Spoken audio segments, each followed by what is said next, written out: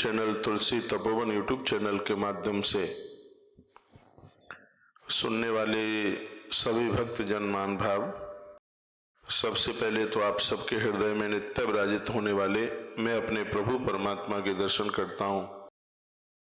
आपकी आस्था और भावना को एक बार नहीं, मैं करोड़ करोड़ बार हृदय से वंदन करता हूँ, प्रणाम करता हूँ। आइए, कई दिनों से इस कार्तिक महात्म्य को हम और आप सुन रहे हैं और इसमें भी कई दिनों से तुलसी की महिमा, कार्तिक मास में तुलसी, दीपदान, भगवान शालिग्राम, शंख, इन सब चीजों की बहुत बड़ी महिमा का वर्णन किया है। और वह लोग निश्चित रूप से बड़भागी हैं, भाग्यशाली हैं तुलसी के प्रति जिनकी अति श्रद्धा है। भगवान नारायण को प्रसन्न करने के लिए एक सबसे सरल यदि कोई उपाय है तो वह तुलसी है। कोई भी वैष्णव भक्त ऐसा ना हो जिसके घर में तुलसी ना हो।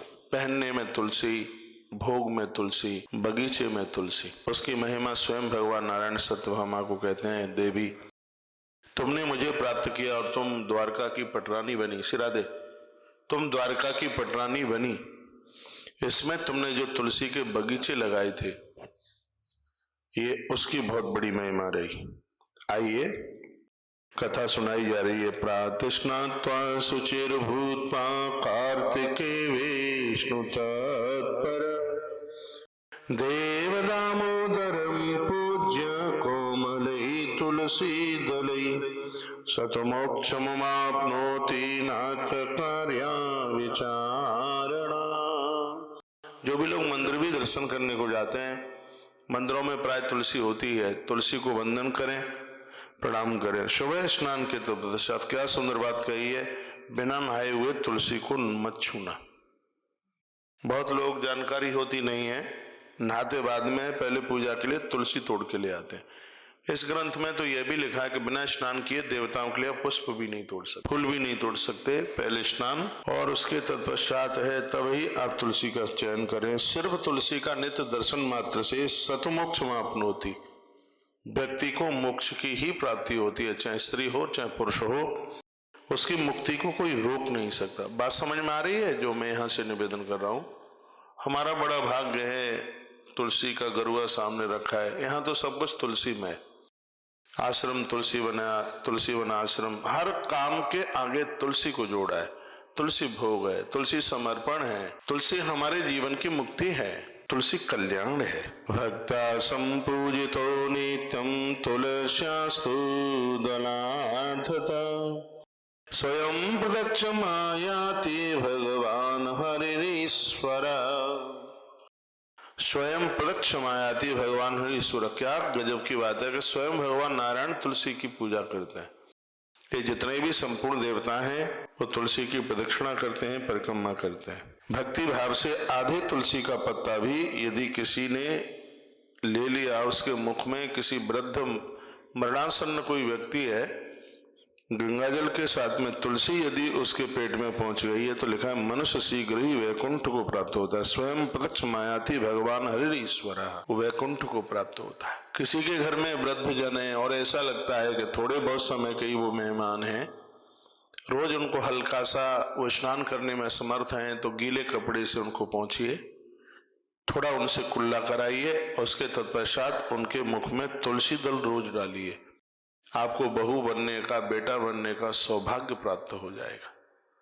वृद्धों के कल्याण के लिए तुलसी की बहुत बड़ी महिमा का वर्णन किया है। भक्तिहीन व्यक्ति भी यदि तुलसी दल ले लेता है, तुलसी पत्र मुख में डालता है, तो उस व्यक्ति का भी कल्याण हो सकता है। इसमें बिल्कुल कोई संशय वाली बात नहीं है। विष्णुदास पुरा भक्त्या तुलसी पूजनेन च विष्णुलोकगतं शीघ्रं चोलो गौणत्तमागत। भगवान कहते हैं, पूर्व में एक विष्णुदास नाम का एक व्यक्ति हुआ था। वो कुछ नहीं जानता था पूजा पाठ के नाम पर, बस उसका काम ये था, जगह जगह उसने तुलसी के वृक्ष लगाए, तुलसी के बगीचे लगाए। और इसी का परिणाम था कि अंत में स्वयं भगवान का गरुड़ से लेने को आया और वह व्यक्ति विष्णु भवन पहुंचा। और वहां जब वह पहुंचा है तो स्वयं लक्ष्मी नारायण ने उस व्यक्ति का बहुत आदर किया, बहुत मान किया, बहुत सम्मान किया। देखो कितनी सुंदर बात कही है। आपने तुलसी वृक्ष लगाए हैं, तुलसी उस वृक्ष के अंदर जितनी पत्तियां हैं उतने वर्षों तक वह जीव सूक्ष्म शरीर से भगवान के चरणों में वास करता है। तुलसी की प्रदक्षिणा परिक्रमा यानि कानि च पापानि जन्मांतरिकृतानि च, ये परिक्रमा एक जन्म की नहीं कई जन्मों के पापों को जला करके राख कर देती है। और मैंने बहुत वर्षों से यह प्राय निवेदन किया है, पद्म पुराण में तुलसी महिमा बहुत ज्यादा है और कार्तिक मास में तो ये भरा हुआ है पूरा का पूरा। देखिए आप छोटी सी किताब पढ़ते हैं जिसमें कार्तिक महात्म में, उसमें ज्यादातर ऐसे उसकी जलंधर की कथा है, बहुत अध्याय उसमें भरे पड़े हैं। उस कथा के माध्यम से तुलसी की महिमा बताई है। तो और कथा बहुत है कार्तिक मास में, 6 महीना बोलो तो पूरी ना हो पावे। और वो जलंधर वाली कथा हमने कई बार शिव महापुराण के माध्यम से सुना दी है, इसलिए उसका चैप्टर ना उठाते हुए और तुलसी की महिमा जो अद्भुत है वो हमने उन प्रसंगों को उठाया है।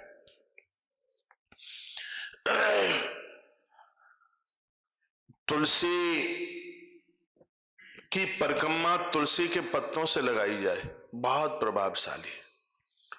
भगवान शालिग्राम को जब स्नान कराएं तो उसमें तुलसी पत्र डाले जाएं तो उसकी बहुत बड़ी महिमा है। और ये नियम बना लिया जाए, घर में जितने भी मेंबर हैं, माता आप पूजा करती हैं, आपका पति ऑफिस भी जाए तो उसको चरणोदक ऐसे दें जैसे मंदिर में कोई व्यक्ति आता है तो मंदिर का पुजारी उसको चरणोदक देता है। आपका किसी का भी घर बिना तुलसी के रह ना पाए, तुलसी दल हो। तुलसी को गंगाजल में डाल के दिया जाता है, आप सीधे तुलसी लेते हैं उसका प्रभाव है, लेकिन उसको गंगाजल में डाल के ऐसे करके लेते हैं तो बहुत ज्यादा उसका प्रभाव बढ़ जाता है। फिर उसका रूप तुलसी दल का रूप हो जाता है, जिसके लिए कहा है अकाल मृत्युम हरणम। कभी व्यक्ति की अकाल मृत्यु नहीं हो सकती है, अपमृत्यु नहीं हो सकती। तो तुलसी की महिमा है। तुलसी एक बहुत बड़ा आयुर्वेद भी है। तुलसी हरि प्रिया है, विष्णु प्रिया है। तुलसी तुलसी इस धरती की मुक्ति के लिए किसी वरदान से कम नहीं है। तो तुलस्या शृणु महात्म्यं पापं पुण्यवर्धनम यत् पुरा विष्णुना प्रोक्तम रमायै तद्ददाम्यहम्। कभी पूर्व में ये भगवान नारायण ने ये लक्ष्मी को भी तुलसी की महिमा सुनाई। भगवान नारायण ने क्या महिमा सुनाई होगी वो सुन लीजिए। इसमें लिखा है कि रोपिता तुलसी यावत् कुरुते मूलवे स्तरम तावत् सहस्राणि ब्रह्मलोके महीयते। जितनी जगह में तुलसी लगाए हैं लोग, जितनी एरिया में ब्रह्मलोक में भगवान के लोक में उस व्यक्ति को उतनी जमीन मिलती है, वहां पर उसे वो स्थान वहां मिलता है। इसकी महिमा है वृंदावनम च कुरुते रोपणार्थम महामुनि तावतैव विमुक्ता गहो ब्रह्म भूयाय कल्पते वृंदावनम च कुरुते। बड़ा सुंदर शब्द है। वृंदा का अर्थ है तुलसी, तो वृंदावन है मतलब तुलसी बने। जिन लोगों ने अपने घर में तुलसी वन लगाया यानी तुलसी का बगीचा लगाया है, तो उसके लिए भगवान कहते हैं, प्रभु स्वयं कहते हैं तावतैव। देखो क्या सुंदर बात कही है, घर में वृक्ष लगा रहा है कोई एक व्यक्ति और उद्धार पूरे परिवार का हो रहा है। क्योंकि जब वो निकलेंगे तो तुलसी माँ के ऊपर उनकी दृष्टि पड़ेगी। आपके घर में इतनी जगह है कहीं बाउंड्री के आसपास, बस जगह शुद्ध होनी चाहिए, वहां लेट बाथरूम नहीं हो, ऐसी जगह पर आप बिना गरुआ के भी जमीन में आप वहां तुलसी लगा सकते हैं। बस वहां स्वच्छता का ध्यान रखें, पवित्रता का ध्यान रखें, क्योंकि इस ग्रंथ में लिखा है, इसमें ये तो लिखा ही नहीं है कि कोई गृहस्थ लगाए कि कोई महात्मा लगाए, वो सबके लिए कहा गया है कि आप तुलसी लगा सकते हैं। छत पर भी लगाइए। अब यहाँ सूख गई है, तुलसी वन आश्रम का जब निर्माण हुआ था हमने इधर की ऊपर की पूरी छत पर मिट्टी डाल करके पूरे में तुलसी लगाई। थोड़े यहाँ के बंदर ज्यादा खतरनाक हैं, वो रुकने नहीं देते, पूरी छत पर तुलसी थी, इसके सबसे ऊपर टॉप पर। पूरे में मिट्टी डालकर पूरे में तुलसी लगाई। तुलसी की महिमाएं वृंदावनम चकुरुते तुलसी पत्र संयुक्त जले स्नानम चरिदधि सर्व पाप विनिर्मुक्तो मोदते विष्णु मंदिरे। इसमें तो लिखा है कि जैसे स्नान के तत्पश्चात आप आए तो हाथ में सबसे पहले तुलसी दल लीजिएगा। तुलसी आप मंदिर में, यहाँ पर लिखा हुआ है, आप मंदिर में जाते हैं तो परिक्रमा करके दर्शन करके पुजारी जी को कहिए चरणोदक दीजिएगा, और वो पुजारी जब चरणोदक में आपको जो तुलसी दल देता है वो कल्याण का परम साधन है। इतनी बड़ी महिमा तुलसी की है। वृंदावनम चकुरते रोपणार्थम महामुने। किसी ने यदि तुलसी का दान किया है, तुलसी दी है, तुलसी लगाई है, तुलसी आरोपी है, तो इसमें देखो लेने और देने वाले दोनों का ही कल्याण है। इसमें जो तुलसी ले रहा है उसका भी कल्याण है, जो तुलसी दे रहा है उसका भी कल्याण है, दोनों का ही इसमें कल्याण है। क्या सुंदर लिखा हुआ है, तावतैव विमुक्तार्थो ब्रह्म भूयाय कल्पते। विधाता ब्रह्मा उस खानदान को अपने आप से दूर नहीं रहने देते, वो योग्य बनते हैं, विचारशील बनते हैं जिनकी श्रद्धा है तुलसी के प्रति। तुलसी काननम ब्रह्मन् गृहेयस्यावतिष्ठति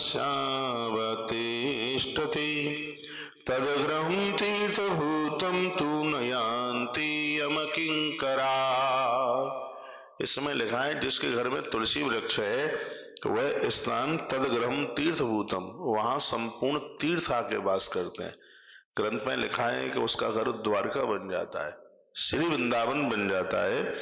और न यान्ति यमकिंकरा, अंत में उस घर के किसी व्यक्ति की मृत्यु होती है तो यमकिंकरा, यमराज के जो दूत हैं वो वहां एंट्री नहीं लेते, वहां प्रवेश नहीं करते।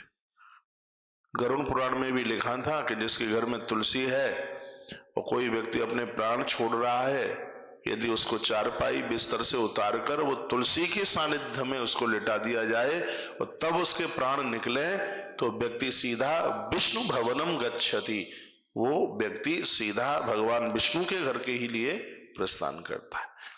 इसी के लिए एक बेटे की जरूरत होती है, इसी के लिए एक बहू की जरूरत होती है कि अंत में ये लोग उन वृद्धों का ये ऐसे ध्यान रख लें, क्योंकि यौवन अवस्था में किससे गलती नहीं होती। संसार में जो जन्मा है गलती हो जाती है, त्रुटियां होती हैं, लेकिन उन त्रुटियों के लिए प्रायश्चित भी तो है। ये कोई ऐसी ज्यादा कठिन बातें नहीं है।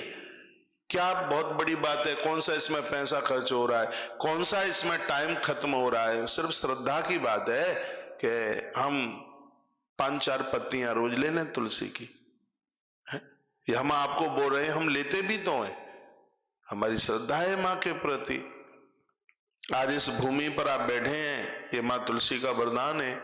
आज से 19 वर्ष पहले मैं गिरिराज जी की परिक्रमा करके जब आया तो जो प्रोफेसर मुझे पढ़ाते थे वो मुझे वहीं टेम्पो स्टैंड पर मिल गए। प्राचार्य थे मेरे कॉलेज के उस समय के, संस्कृत महाविद्यालय के, रंगलक्ष्मी विद्यालय यहाँ वृंदावन में। तो मैं उनके यहाँ किराए से रहता था। मैं गिरिराज जी की परिक्रमा करने को गया, वापिस ही मैं वो मुझे उधर ही मिल गए टेम्पो स्टैंड के पास। मैंने उन्हें प्रणाम किया, चरण स्पर्श किया। उन्होंने कहा बेटा एक प्लॉट है देख लो। रात को 8:30 बज रहा था। एक प्लॉट है देख लो, यदि तुम्हें जरूरत है, बहुत दिन हो गया है तुम्हें किराए से रहते हुए। मैंने कहा गुरुजी जरूरत तो है, भावना तो थी कि एक आश्रम बनाएंगे, कभी ये तो सोचा नहीं था कि घर बनाएंगे, आश्रम बनाएंगे। ये मेरे विद्यार्थी काल से ही चल रहा था। तो रात्रि को रहते तो हम किराए से ही थे, यदा कदा कथाएं भी चलती थी। गाड़ी उस समय भी थी, 4 व्हीलर किराए पर था। रहने को जगह नहीं थी पर चलने को गाड़ी जरूर थी, भगवान ने वो करी थी कृपा। तो हम गिरिराज जी की परिक्रमा करके आए। हम कहा गुरुजी आप इसी में बैठ जाइए। तो जहां आज आप बैठे हम यहाँ आए। रात को 8:30 बज रहे थे। यहाँ कुछ भी नहीं था, सब जंगल था बिल्कुल। ये सामने परिक्रमा भी कच्ची थी, इसमें धूल उड़ती थी। यहाँ आसपास ये सामने वाला आश्रम की बाउंड्री जरूर थी, इसमें एक आध कमरा हुआ। या अगल बगल ये पास में श्याम कुटी, यहाँ एक इतने बढ़िया महात्मा हुए हैं जिनको भगवान यहाँ प्रत्यक्ष रूप से दर्शन दिए। ये बगल में है श्याम कुटी।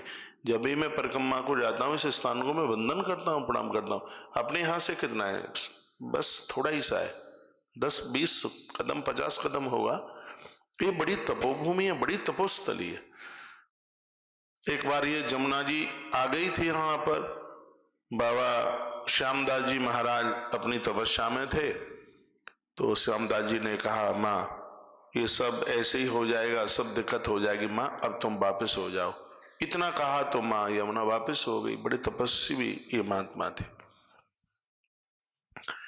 तो रात का समय था, 8:30 बज रहा था, और जैसे वो गाड़ी मुड़े और गड्ढे थे इधर, सुनिए, तो एकदम वो गाड़ी की लाइट पड़ी तो इस जगह पर सिर्फ एक तुलसी का झाड़ दिखाई दिया, एक इकलौता तुलसी का झाड़। तो वो पूछे कि कैसी जमीन लगी है? मैंने कहा बैकुंठ से भी बढ़ के लगी है। वो गड्ढा था जहां हम बैठे हैं, यहां से तो ये बहुत नीचे था। बात हुई, ये ली, फिर इसका नाम ही तुलसी वन रख दिया गया। तो यहां जो एक तुलसी का पौधा दिखाई दिया, तुलसी का वृक्ष दिखाई दिया, आज के समय में यहाँ का सब कुछ उसी तुलसी माँ को ही समर्पित है। हमारे धमनियों में है तुलसी। मैं एक सन्यासी का चेला हूं, मेरे गुरुजी सन्यासी हैं, परम सन्यासी हैं, और लेकिन ये परम वैष्णव है। सन्यासी होते हुए भी रामकृष्ण के पुजारी है। इनके इष्ट भगवान बद्रीनाथ है। मेरे महाराज जी तुलसी और रुद्राक्ष दोनों पहनते हैं। ये भगवान शालिग्राम के पुजारी हैं। सन्यासी आग नहीं छूता। तो महाराज जी कहते हैं फिर ऐसे सन्यास का होगा क्या जब हम अग्नि देव को, यज्ञ नारायण को ही न छू पाए। महाराज जी के आश्रम में 365 दिन हवन होता है, यज्ञ होता है।